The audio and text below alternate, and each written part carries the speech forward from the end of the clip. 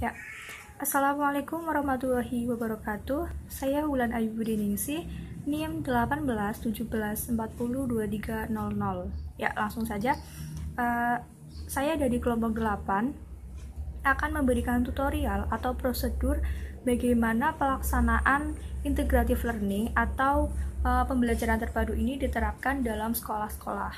Ya, jadi kelompok kami itu akan menerapkan sistem atau strategi pembelajaran ini, integrative learning ini, ke dalam kelas 1 sekolah dasar dengan mengangkat tema iman kepada Allah. Ya, jadi mengulas sedikit, kita ketahui bahwa apa sih itu integrative learning, apa sih itu pembelajaran terpadu.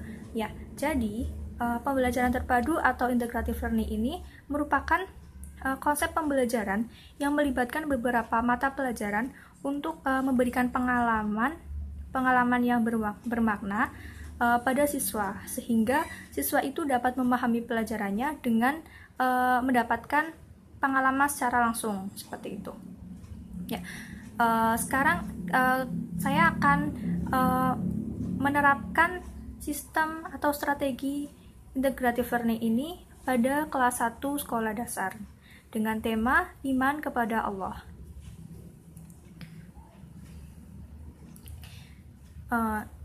Jadi bagaimana sih menerapkan proses pembelajaran ini pada kelas 1 SD? Jadi ada 3 tahapan atau 3 prosedur yang dapat pendidik lakukan, yaitu yang pertama pada tahap pembukaan atau tahap pendahuluan. Nah, bagaimana dalam tahap pendahuluan tersebut? Di tahap pendahuluan tersebut, guru itu pertama memulai pelajaran dengan mengucapkan salam kepada peserta didik. Setelah itu, guru mengajak peserta didik itu untuk berdoa bersama sebelum memulai pembelajaran tersebut. Setelah itu, guru menyampaikan tujuan pembelajaran, yaitu dengan mengenai tema iman kepada Allah. Dan di situ guru itu menjelaskan sedikit mengenai pelajaran yang akan dibahas pada hari itu. Selanjutnya adalah guru menyampaikan kegiatan yang akan dilakukan dalam pembelajaran tema iman kepada Allah, yaitu dengan menggunakan strategi integrative learning atau pembelajaran terpadu. Setelah itu guru menyampaikan langkah-langkah agar peserta didik itu paham bagaimana langkah yang akan kita lakukan bersama dalam menerapkan pembelajaran yang terpadu itu dalam mata pelajaran. Setelah kegiatan pendahuluan selesai, guru memasuki kegiatan inti, di mana kegiatan inti itu dengan contoh ya, guru itu menayangkan gambar mengenai ciptaan Allah dengan menggunakan media PowerPoint. Jadi dalam penerapan pembelajaran terpadu ini, guru memanfaatkan teknologi dengan memberikan tayangan pada peserta didik menggunakan PowerPoint yang telah dibuatnya. Setelah peserta didik itu sudah menyimak PowerPoint tersebut tentang materi hari ini, guru itu memberikan kesempatan kepada peserta didik untuk mengamati gambar yang ditayangkan. Jadi peserta didik itu memberikan kesempatan supaya si anak itu memahami betul bagaimana materi yang ada dalam PowerPoint tersebut.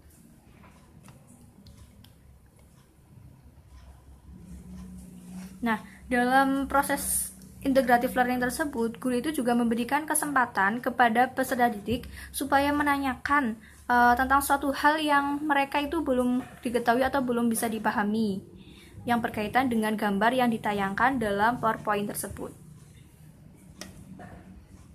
Setelah semua peserta didik memahami materi itu, sebagai pendidik, kita itu nanti membagi anggota kelas menjadi beberapa kelompok.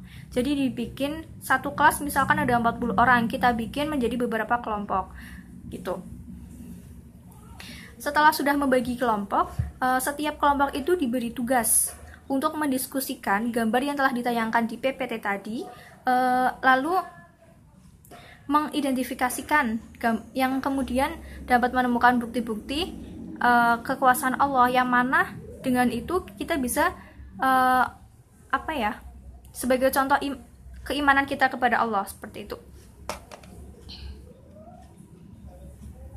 Nah, setelah setiap perkelompok itu sudah diskusi mengenai materi tersebut, guru itu menyuruh atau memberi perintah kepada peserta didik supaya peserta didik itu mengemukakan hasil diskusi yang telah mereka diskusikan bersama dalam kelompoknya, lalu mendiskusikan itu di depan teman-teman semua. Jadi ada sekelompok itu nanti maju mendiskusikan hasil diskusinya mengenai tayangan PowerPoint tersebut. Lalu setelah peserta didik itu memberikan diskusinya, menjelaskan hasil diskusinya, si guru itu memberikan penjelasan tambahan atau memberi feedback kepada peserta didik.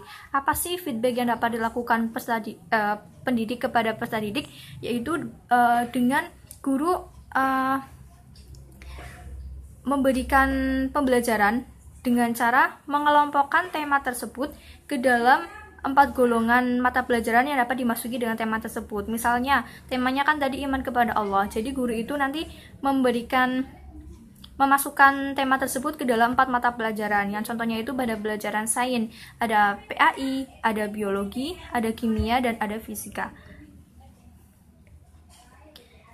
Lalu bagaimana menerapkan tema tersebut dalam mata pelajaran PAI? Yaitu iman kepada Allah itu temanya dimasukkan ke dalam pelajaran PAI dengan cara kekuasaan Allah dengan adanya bukti penciptaannya. Jadi bisa kita melihat keadaan sekitar, bagaimana ciptaan Allah yang sudah diciptakan sama Allah, seperti itu.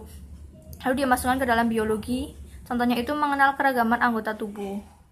Yang pada kimia itu kita bisa mengenal alat pencernaannya, dan kepada pelajaran fisika dapat menyebutkan bukti-bukti penciptaan alam. Jadi dengan adanya tema tersebut kita dapat meningkatkan iman si peserta didik kepada Allah gitu. Setelah kegiatan inti sudah selesai, lalu